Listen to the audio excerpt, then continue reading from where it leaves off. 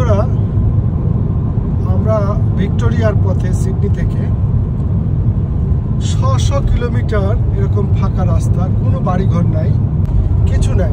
হঠাৎ একটা গাড়ি আসছে, এরপর মাঝখানে কোনো বাড়িঘর, জনমানব, জনবসতি কিছু নাই।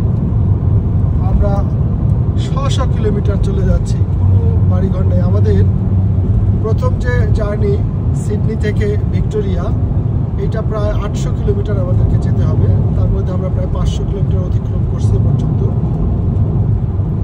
এইখানে আমরা আসছি প্রায় এখন 500 কিলোমিটার পরে আমরা যে জায়গাটাতে আছি।